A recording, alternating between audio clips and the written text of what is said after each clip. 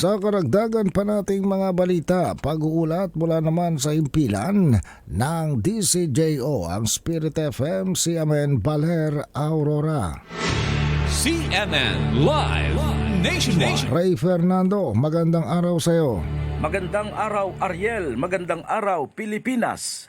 Arestado na ng mga otoridad ang isang lalaki na namaril ng banyagang turista at 3 iba pa sa bayan ng Baler.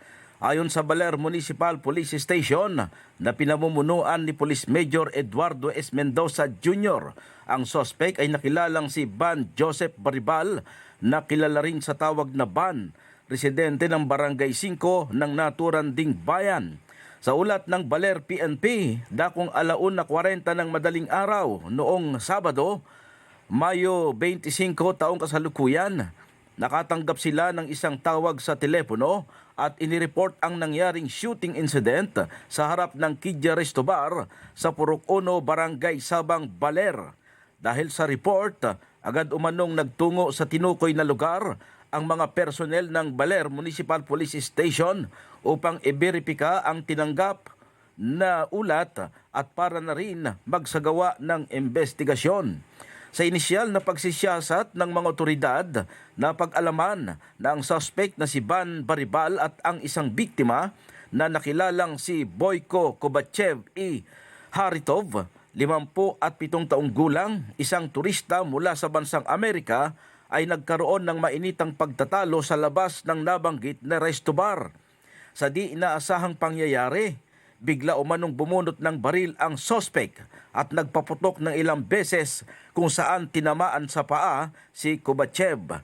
Tinamaan din di umano ng ligaw na bala ang 3 iba pa na naroroon din ng mga oras na yaon. Nakilala ang 3 na sina Eric Villacorta E. Hingoyen, 20 taong gulang ng Barangay Pingit, John Kenneth De Vera E. Pascual, 25 taon, at Troy Jamil Lorente E. Salazar, 26 na taong gulang, ang 2 pawang taga-barangay Buhangin ng bayan ng Baler. Ang mga biktima ay agad na isinugod sa Premier General Hospital sa Barangay Suklayin, Baler Aurora para malapatan ng agarang lunas. Subalit binawi ng buhay si Lorente. Tumakas naman ang sospek matapos ang pamamaril. Kahapon, kinumpirma ng Baler Police Station na naaresto na ang sospek at inihahanda na ang mga kasong isasampa laban sa kanya. Mula dito sa DCJO Spirit FM CMN Baler Aurora, ako si Ray Fernando, nag-uulat live para sa CMN Pilipinas. CNN Live Nationwide.